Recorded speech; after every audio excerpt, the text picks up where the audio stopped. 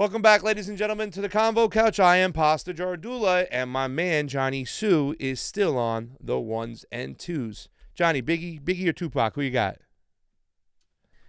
Biggie. That's my boy. So he's just saying that to make me feel happy. I really like Biggie. He has a better beat selection, I think. Yeah. I think Biggie's like an instrument, and Tupac was definitely a poet. He goes hard on that. He does. Like, I love it when they call me Big Pasta. Yeah, I love it when they call me Big Pasta. Let me make sure I get the right one on real quick. I just want to say hello to all you people that are here. Said something went wrong in the Facebook. I could just be having bad reception down there. Here it goes. We got 4 people there on the Convo Couch on in. Gabriel Ramirez, Steve Wolfbrant. There we are, my friends. How are you? And let's take a look at the Convo Couch YouTube. We see the MCSC Network YouTube is up. Thank you so much. We got 14 people watching. X or 4 Tour X4T. Did I say that right? Jordan Allen, Silva Surfer, Silva, not Silver, Silva Surfer, Jordan Allen, how you doing? And David D. Pasquale, how you doing? Thank you for joining on in. On the Convo Couch YouTube, we have a couple people there. We have David Harris, one of our Patreons. Thank you so much, David Harris. Rogue Cow, we love seeing what you have to say. Tony watches closely, so does the Convo Couch. And we also have David Harris, Michael Cruz, Kimberly S., Old Gringo, and my homegirl, Val. How you doing? Okay, so we got some great news. I know we kind of woke up to some stuff that was very concerning. It was blown out of proportion. Obviously, we knew the mainstream media would do that when it came to Bernie. But we did have some great news last night. And I was on the phone with one of my friends from the Middle East, from that region, and we were talking a lot about it. And he was very happy about this news. We're going to play a little video because we have some breaking news. It was by Al Jazeera, and then we'll break it down. Here it is. The Houthis and the Saudis have had a prisoner exchange, and what does that mean? Take a look. Paraded in front of cameras and told they can go home. These are some of the 350 prisoners released by Yemen's Houthi rebels. It's an overwhelming sense of delight, happiness and pleasure as I am coming home, back to my family. We hope for the release of all prisoners and detainees from all sides, simply because we are Yemenis and all the prisoners and their families are suffering. They were on the lists drawn under a UN-brokered prisoner swap agreement signed in Stockholm in December. The deal to release 7,000 detainees was seen as a breakthrough towards peace, but the Yemeni government and the Houthis have blamed each other for failing to implement it. Houthi rebels say this unconditional release should show their commitment. We are prepared and willing for an all-inclusive swap deal, whether they are Yemenis or other nationalities. And to prove our sincerity, we have initiated the unconditional release of 350 prisoners. We have called the United Nations to pressure the other side to reciprocate. Among those being held are Saudi citizens who the Houthis say will be handed to the Red Cross. Aid workers have called for gestures like this as a way to build confidence with hopes that it can lead to a peaceful resolution. The people who were released today were our fathers, sons, brothers. Of course, we hope to see more initiatives in the future, bigger numbers from all sides. And as the International Committee of the Red Cross, we are always ready to act as a neutral facilitator, just as we did today, in any future release operation. So definitely we are hopeful, and we also hope that this release contributes to the revival of the Stockholm Agreement. In a media briefing on Monday, the spokesman for the Saudi-UAE coalition was non-committal on releasing captives in response to the Houthis freeing hundreds of fighters. According to the Houthi military spokesman, they launched a major attack inside the Saudi territory of Najran and destroyed multiple vehicles as well. Houthi rebels showed the capture of hundreds of Yemeni and Saudi soldiers, which Al Jazeera cannot independently verify. The Saudi spokesman also cautioned against taking these videos at face value. It's part of a series of attacks, including the one on Saudi Aramco, which took out half of its oil production earlier this month. The Houthis criticized world power for condemning the attack and said oil is a commodity which is not more expensive than Yemeni blood. It is an escalation of violence in a war that many see as a proxy conflict between Iran and Saudi Arabia. Okay, the way they ended that was great, and this is great news because there was prisoners eventually released on both sides. I don't know the numbers and details. We're still getting the information in because this just happened. And what this does is, when I say this is a great news, because it keeps the dominoes from falling. You know how we always talk about domino effect when, the Archduke Franz Ferdinand was shot, and that led to this country declaring war on that country, led to this happening to that, led to this happening to that, led to this happening to that. What this does is stop the dominoes from falling, because with this here, with the Houthis and the Saudi government, or the puppet government of the Saudis that is in Yemen, that was overthrown, they're showing some diplomacy between each other. And that means maybe the bombing can scale down. And if the bombing scales down, what's next is maybe they start lifting the blockade. And if they lift the blockade food, aid, medicine comes in.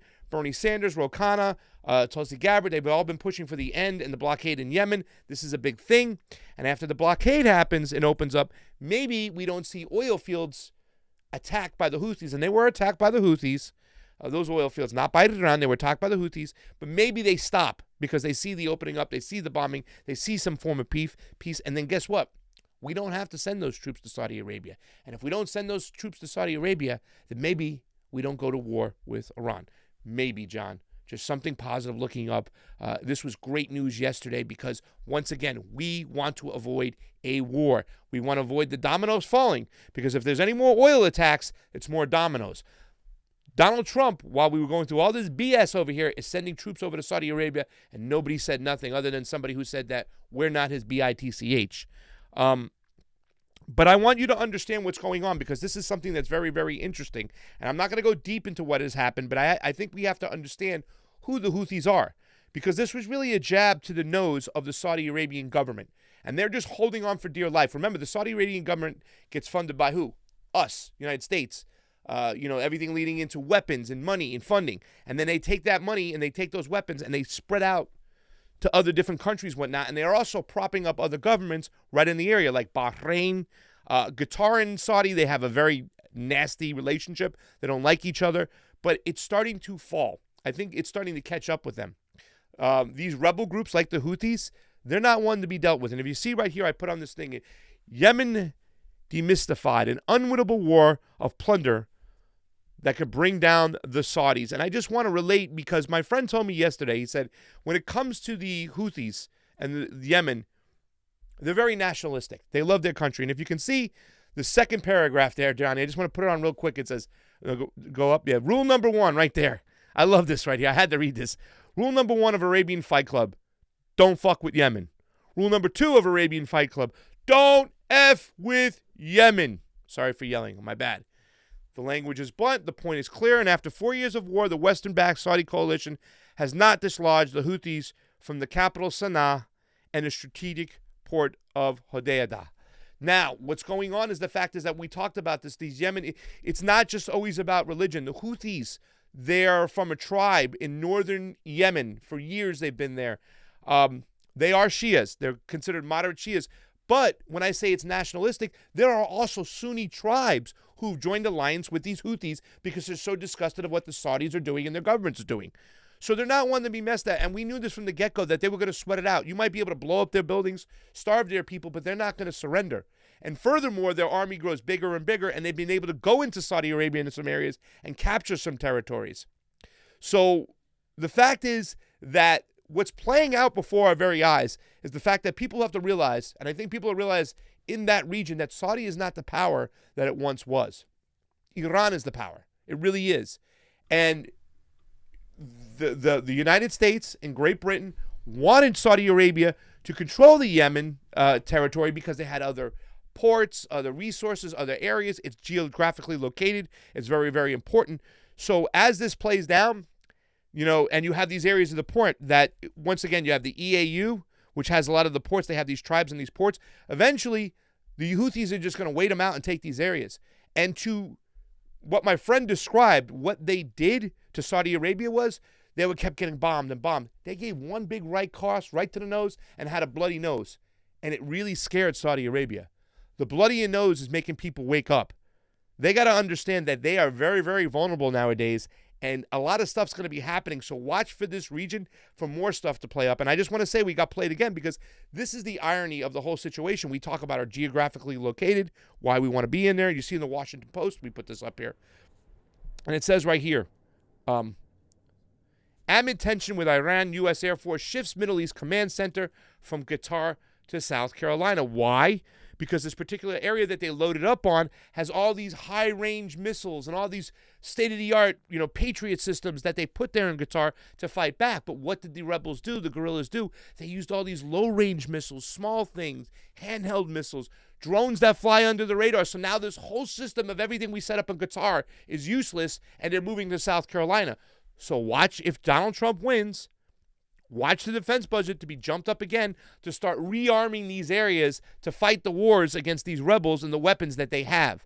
So once again, we done been played. All that money we spent on all that weaponry from all those defense budgets that went mostly to contractors are have weapons that can't even be used, John. So can you kind of okay? So I'm trying to understand all this geopolitical.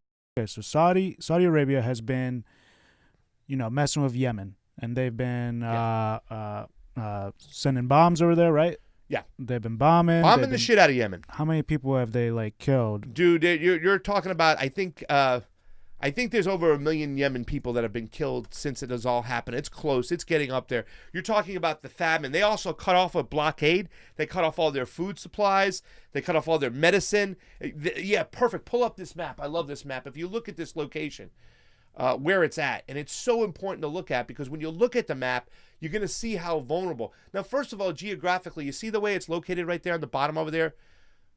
Yeah. Yes, yeah. That port, that area is a very, very important area to control. The Houthis have that area, that northwestern area down over there, and they've been getting bombed left and right. Now, on the right side of Yemen, where you're at right now with your arrow, that's where a lot of EAU has all these tribes propped up so they can use their ports. Now, the British want these areas. America want these areas. They want them geographically because those ports are important. But the Houthis aren't giving it up, and they're not leaving. So they've been bombing the crap out of them. But you see there up on the north west corner of Yemen over there, they've been able to get into some of those areas, okay, and take some of those areas right over there. They've been able to march their troops in there, and the Saudis haven't been able to stop them. Also, something interesting to understand too, Johnny, is that what my friend had told me, and I haven't been able to clarify this yet, he says a lot of the Saudi Arabian army that's fighting these wars, they come from Pakistan, that they're paid army people by Pakistan, and also Africa. Like when he said the Saudis really don't fight the wars, they really don't fight the wars. There's a lot of disenfranchised Yemenis that might be fighting whatnot, but for the most part, it's a paid-for troops, army that's fighting against the Yemens. And when you know what the Yemens are fighting for their lives, they're fighting for their heart, they're fighting for their territory, they're not going to back down, and they're not.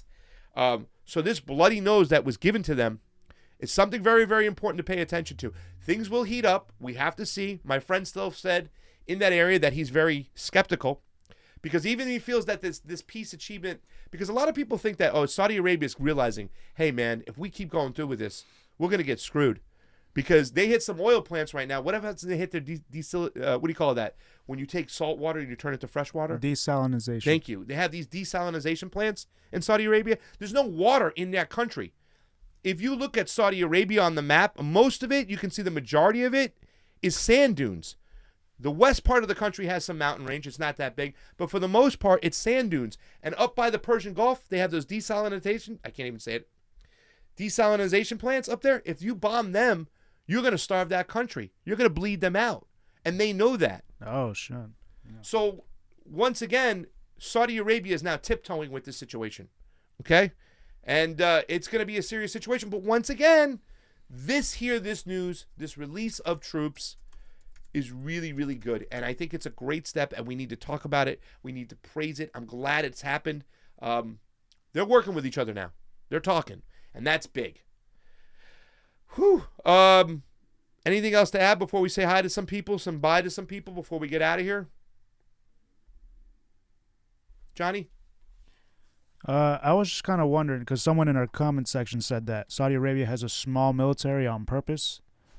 And I was wondering, how many personnel are in the Saudi Arabia military? The Saudi Arabian military, but I believe it's very, very small. They have more. I have to look more into their actual military. But and by the way, it's UAE, not EAU. My bad. I was speaking too fast. But once again, they're paying other people to fight their wars. They have other Pakistanis coming over. They have other Africans coming over, which, by the way, a majority of the weaponry that the Houthis get are from the black market in Africa. We talked about this on another show. You know, they're getting all their weaponry on the black market, so they're actually using Saudis' weapons against each other sometimes. Interesting. Yeah. If anybody knows, and I got some guys out there, my friends who are on, if you can give me some answers on how big the Saudi army really is. I haven't done a lot of study on it, but somebody said it's very, very small on purpose. There's a lot to learn in this region. There's a lot of stuff to going on. And I've been talking about this region, about these other countries. If you look in that Gulf again where you had that map up, you'll see these countries like Bahrain, these countries like Qatar. And Saudi is really loosening their grip. They're losing the grip of a lot of these countries right here. Bahrain, I believe in 2011, they almost had an invasion. So, I mean, you know, the Saudi Arabia had to come in with tanks to prop up the government because they almost had a revolution. Excuse me. Anything else before we get out of here? No. I'm just looking at this site is listed military power, and I don't know what to think of it. Well, they have all our weapons, so let's be honest. They do have a lot of weapons from us, so they have a lot of ways of protecting themselves. They have a lot of ways of causing destruction. Fred Edward, Donnie Newman, Deep Space, Michael Cruz, awesome stuff. Pasta, thank you so much. This is huge news. Christy Santiago, you better believe it's huge news, and nobody's talking about it. We need peace in this area. We don't need another war with Iran. A war with Iran would be devastating, and I think they're going to try to draw us into it, the neocons, any way, shape, or form. So this is something that needs to be praised. This is something that needs to be talked about. Okay, it says the Saudis don't train their army well because the royals fear the military revolution. That makes sense. It kind of makes sense. It makes sense. Don't train the people because they're going to really rise up against you. Jordan Allen, thank you so much. Deep Space, Mega, Vicious E, NBW, Doughboy, Mega Arbach, and Keen James are on the CONVO couch. Excuse me, the MCSC network. Pijman, Carl Hines, Armin Manugian. I said it right. Manugian. Kerry Mark is there as well. Steve Wilbrandt. We always love the fact that you are around. Ladies and gentlemen, make sure you get over to our Rockfin, ROKFIN. We have a CONVO Couch Twitter, of course. We want you to get over there as well. Like, share, subscribe. The Humanist Report is joining TYT, says Keen James. He might be joining them on a more extensive role, but he's been with them since 2017. Go ahead and look at my Twitter, at YoPasta. My latest tweet talks about it, 2017. He's already been part of that clan for a while. He's probably been getting some advertising money, probably been running his stuff. Who knows what it is? But he's been affiliated with him for a while. Now he just might have a deeper role with him. And that's what you get when you're when you hate Tulsi, TYT will hire you. This is an interesting. Oh yeah. This is an interesting thing by Microsoft Tech Support. What's up? Imagine a war of Iran coinciding with the next recession. Now he says next recession, and we've been seeing signs of a recession now. Oh yeah. For a while, I guess, but you know, it's cyclical, and it's cyclical on purpose. I learned that in economics. Yeah. You know, it's like a sine wave. It goes up and then down, up and then down. Well, we also learned from MMT that really it's a bunch of BS anyway, Exactly, right? exactly. We can print out money and run a deficit if we want. We print our own money. That money that comes in from our income tax, what happens to it, Johnny?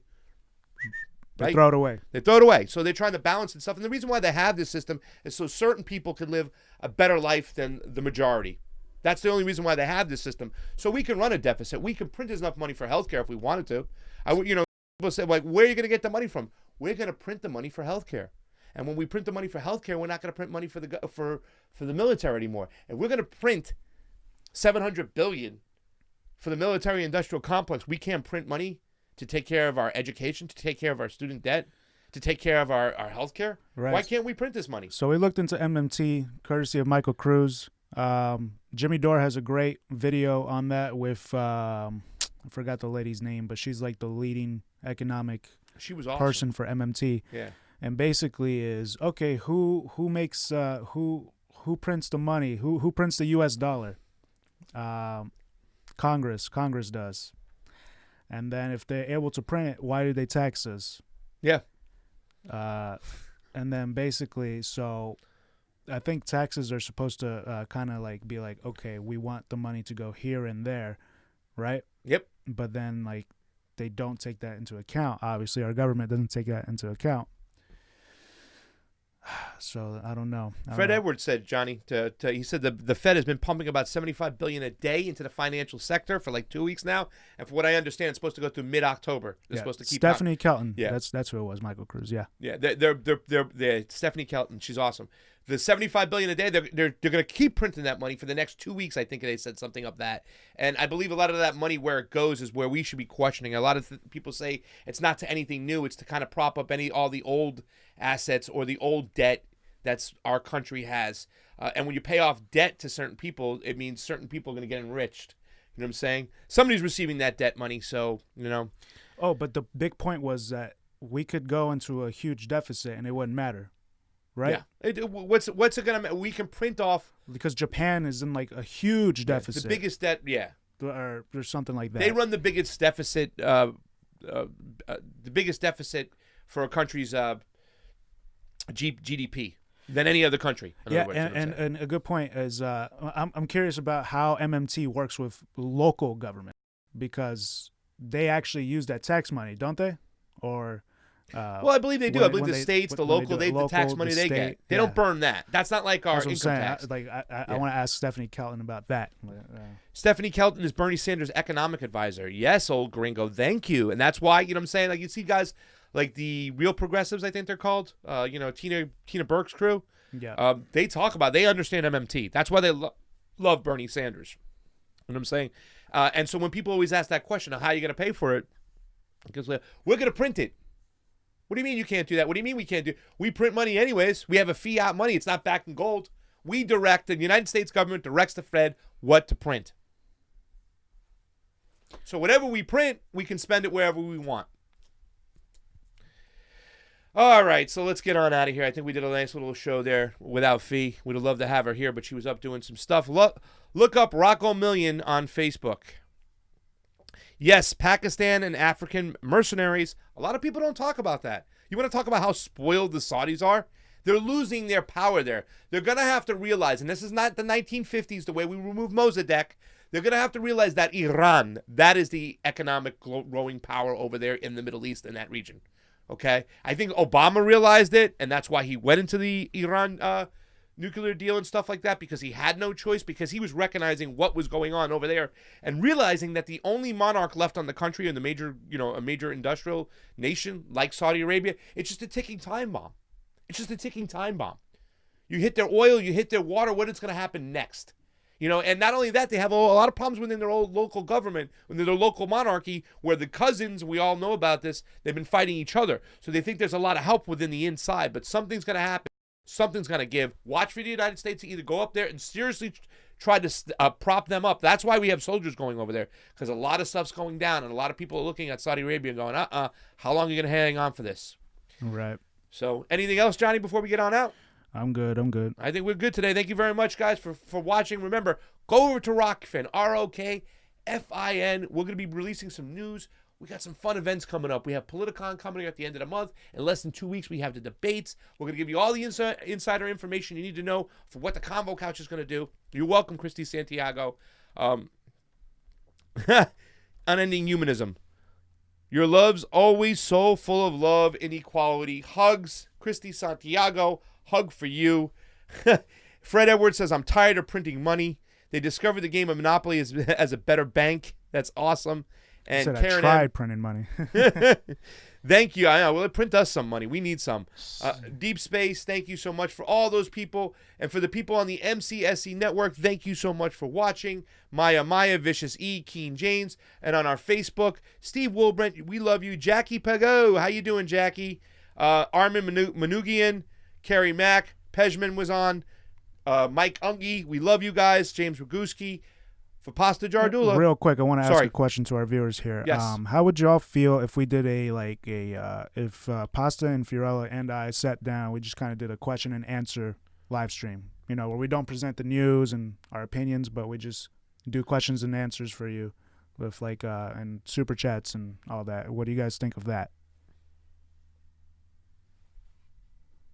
I think it's a great idea too. Yeah. Yeah, I hear you.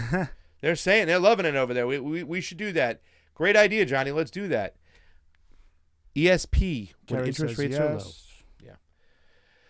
Tulsi ad, let it play. Somebody let it play. Talk about the Tulsi ad before they came on. Yeah, that is pretty awesome. I listen, if you guys go on to our channel and there's an ad playing, let it play. We get the money from it, hopefully, because they only monetize us to demonetize us.